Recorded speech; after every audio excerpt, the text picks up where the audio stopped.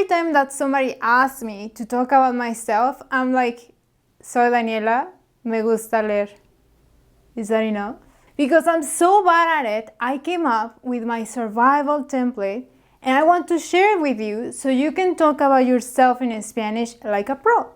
The good news is that we just need a few verbs and you're going to reuse them over and over. So on top of showing you this template, I'm also going to give you a quick challenge so you can put this into practice. So what are these magical verbs that you're going to use to talk about yourself? Well, the first one is ser, yo soy. And you are going to use yo soy to say your name, your nationality, your profession, and also to describe yourself. But, ojo, the descriptions you're going to do with ser are related to your personality or your physical appearance. Let me give you some examples, and I know I have never introduced myself to you, so I'm going to fill out this template with my personal information. So, yo soy Daniela, soy mexicana, soy maestra de español, y soy un poco tímida. Well, a little bit more than just shy. But anyway, notice that when you talk about nationality, you can say soy plus nationality, or you could also say soy de plus place. And this place can be your country or your city. For example, well, you already know, soy mexicana, soy de Guadalajara.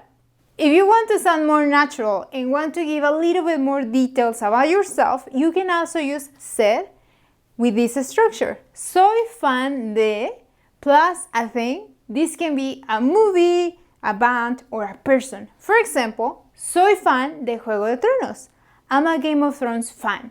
Notice that you can use yo, the pronoun, the first time to emphasize that you're talking about yourself.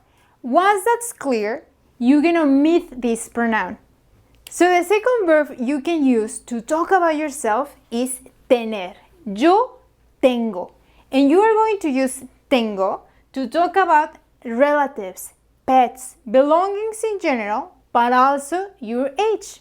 For example, yo tengo dos hermanos.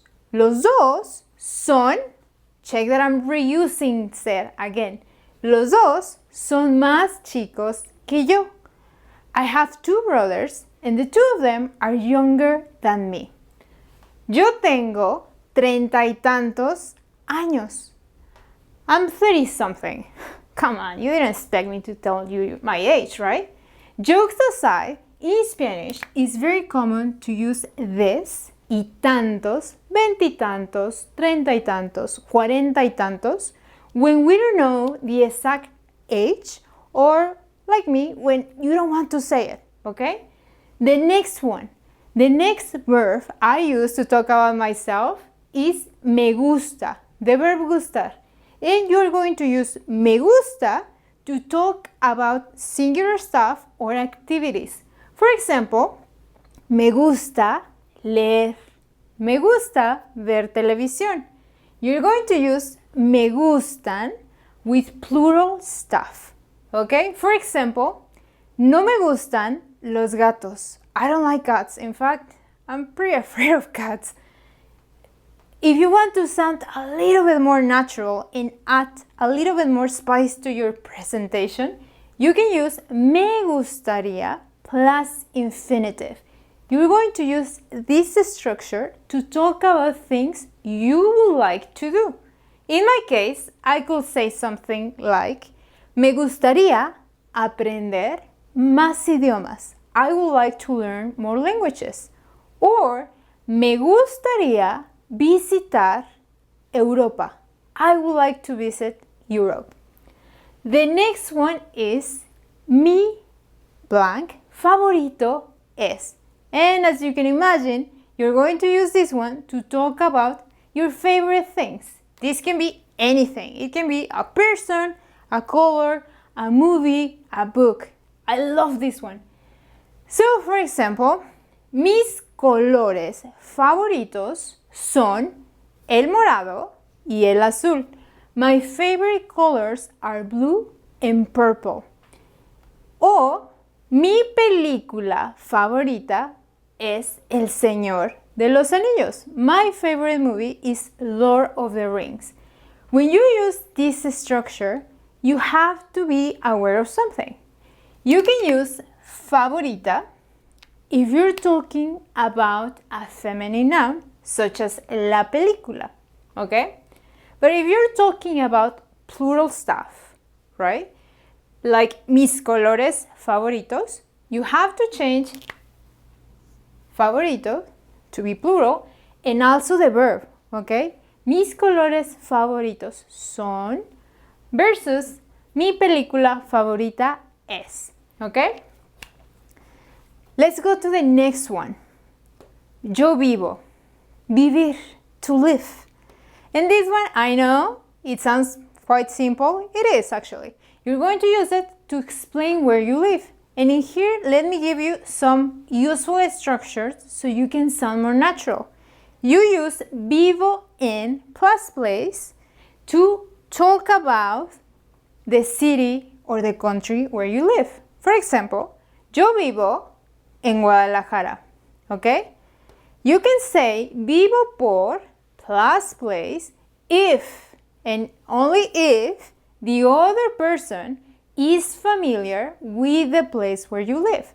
So, if you knew Guadalajara, I could say vivo por el parque. Well, I guess the park is not a very good reference, but you get the idea. The same happens with vivo cerca de. If you knew Guadalajara, I could say, vivo cerca de el Hotel Rio. I live close to the Hotel Rio, okay? The next one, yo estudio. I love using this one just to give a little bit more information. And again, the verb is estudiar. You can say estudio plus your major or any topic you're currently studying. For example, yo estudio italiano. But if you're not currently studying something or you just want to talk about what you studied in the past, you're going to use estudié. For example, yo estudié letras hispánicas. I studied, and that's my major, okay? I studied Spanish literature.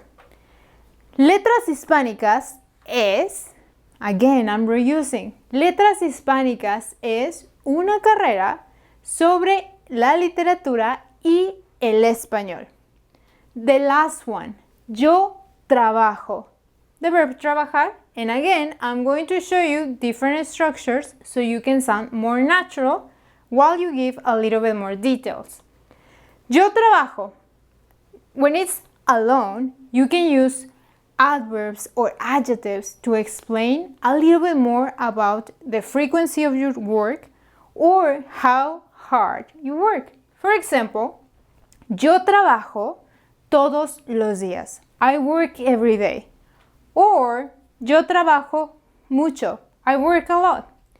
You can use, however, trabajo en plus place to explain or to mention the place where you work. For example, yo trabajo en un hospital. I work on a hospital. Well, that's not exactly true in my case. In my case, I could say something like, yo trabajo en tell me in Spanish, which leads me to the next structure, trabajo plus gerund. And this gerund, don't worry, is just verbs that end in ando and yendo. When somebody doesn't know much about our profession or the place we work, it's very common that they are going to ask about the specific activities that you do. In that case, you are going to use this structure. So, for example, in my case, I will say, trabajo, and tell me in Spanish, trabajo escribiendo y grabando videos.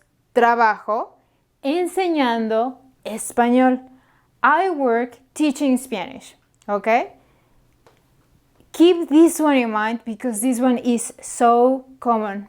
Many times people don't know or they don't imagine or they just want to gossip a little bit more about what's the thing we do. okay? So this one is going to be very helpful for you. So this is my survival template. I use it every time that I freak out and I don't know what to say. So the challenge for this video is very simple. You are going to use my template, like these verbs, to write a little bit about yourself. You know a little bit about me, now I want to know a little bit about you. So write a small paragraph, leave it in the comments, and I'm going to give you feedback if you need it. Before I finish this video, I want to invite you to check my Spanish immersion channel, where you can find this lesson in Spanish and other lessons. That way you get to practice your listening and comprehension. If you like this video, please hit the like button, and I hope to see you soon. Bye!